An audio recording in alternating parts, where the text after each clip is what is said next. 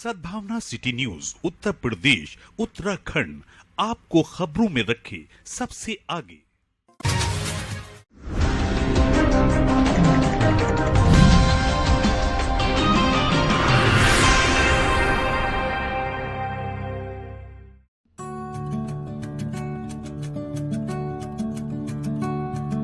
वक्फ act के खिलाफ all India Muslim personal law board की जानिब से की गई अपील के तहत बुधवार की रात 9 बजे से 9:15 बजे तक लोगों ने अपनी अपनी बिजली स्वेच्छा से बंद रखी।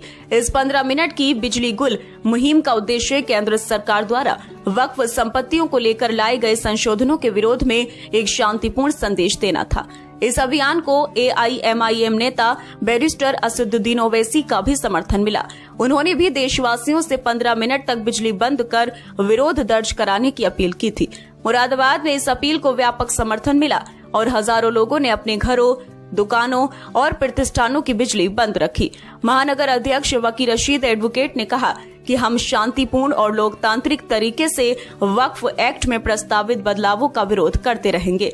हमारा समर्थन पूरी तरह से मुस्लिम पर्सनल लॉ बोर्ड के साथ है। यह आंदोलन सिर्फ एक समुदाय नहीं बल्कि न्याय और संवैधानिक अधिकारों की रक्षा के लिए है। इस मौके पर AIMIM के कई पदाधिकारी भी मौजूद रहे, जिनमें पश्चिमी प्रदेश अध्यक्ष यूथ एहतेशाम मंसूरी, प्रदेश सचिव जकी रायनी, महानगर उपाध्यक्ष वहाजुद्दीन, महानगर महासचिव अहमद अली, जुनैद खान, अबू बकर अंसारी और सैयद अकदश अली शामिल थे। सभी ने एक स्वर में कहा कि जब तक सरकार इस पर पुनर्विचार नहीं करती, विरोध जारी रहे।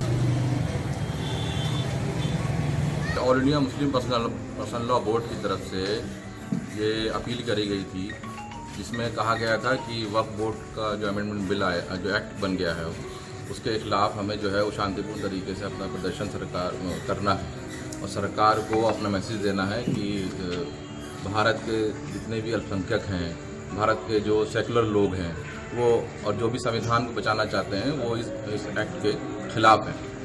उसी के मद्देनज़र जो है वो आज 30 तारीख को रात के 9 बजे से और 9:15 बजे तक 15 मिनट के लिए सारे क्षेत्र के लोगों ने अपनी लाइटें बंद करी, अपने घर की, अपनी दुकानों की, अपनी गलियों की, और अपना विरोध प्रदर्शन हमने अपना जाहिर किया है। और हमें उम्मीद है कि सरकार जो है वो इस तरफ अपना ध्यान देगी और जो उसमें अमेंडमेंट्स करे गए हैं, जो संविधान विरोधी हैं, वो हटाए जाएंगे।